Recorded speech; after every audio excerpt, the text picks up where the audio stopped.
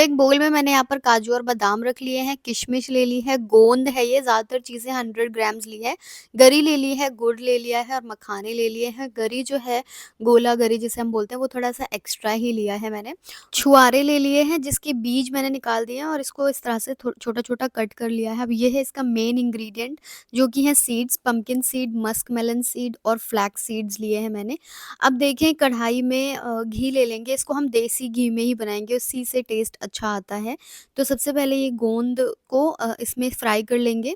तो ये अच्छे से ना फूल कर देखिए इस तरह से पक जाती है और ये थोड़ी-सी बहुत ज़्यादा सॉफ्ट हो जाती है। ये बहुत ज़्यादा हेल्दी माना जाता है। स्पेशली यही इसका मेन इंग्रीडिएंट है, ये और जो सीड्स हैं वो। तो ये देखिए इस तरह से इसका टेक्सचर हो जाएगा फूलने के बाद। तो इसको हमने एक बर्तन में निकाल लेना है। अब देखें, वन बाय वन करके हमें सारी चीज़ें जो भी हमने इकट्ठा करके रखी थी, उन सभी को फ्राई कर लेना है घी में।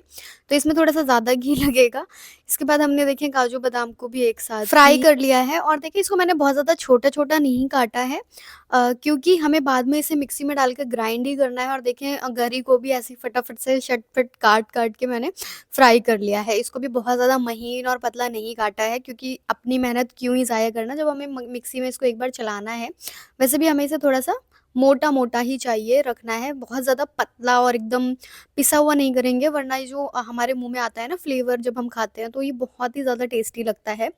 और इसके बाद में देखिए सारी सीड्स को भी मैंने, जो भी घी बचा हुआ था उसमें इस तरह से अ इसको भी फ्राई कर लिया है। अब देखिए सारी चीज़ों को हम मिक्सी में डाल लेंगे और इसका इस तरह से हमें थोड़ा-सा दरदरा सा ही इसको पीसना है हमें। तो सारी चीज़ों को हमें वन बाय वन करके पीस लेना है और उसी सेम कढ़ाई में जिसमें हमने सारी चीज़ों को फ्राई किया था, उसमें अब हमने गुड़ डाल दिया है। गुड़ को थोड़ा-सा कूट दिया है मैंने। उसके बाद में थोड़ा-सा पानी डालकर इसका हम ऐसे गाढ़ा-गाढ़ा सा पेस्ट बना लेंगे, देखिए इस तरीके का। अब जो भी चीज़ें हमने पीसी थी, वो इन सब में ऐड कर देंगे इस तरीके से और इसको अच्छे से मिलाएँगे। जब आपका गुड़ गरम रहेगा ना, तभी ये अच्छे से मिल पाएगा। गुड़ की जगह पर आप खजूर का भी इस्तेमाल कर सकते हैं, खजूर के बीज निकाल कर के उसको भी हल्का-सा ग्राइंड करके और आप उसको पीस सकते हैं, अगर आप गुड़ का इस्तेमाल चीनी का नहीं इस्तेमाल करना चाहते हैं तो। वैसे गुड़ भी अगर डालेंगे तो ये हेल्दी ही रहेगा। तो इस तरीके से देखें, हमने अच्छे से इसको मिक्स कर लेना है और मिक्स करने के बाद हल्का-सा ठंडा हो जाएगा मिक्स करते-करते ही, तभी आपको देखें इसको ऐसे गोला बनाना है, छोटे-छोटे से हाथ में लेकर के आपको गोल-गोल बना लेने हैं। तो यहाँ पर देखिए काफ़ी सारे लड्डू हमारे बन कर के तैयार होंगे इस तरीके से आपको। और ये बाइंड भी बहुत ही आसानी से हो जाएगा, क्योंकि इसमें देखिए घी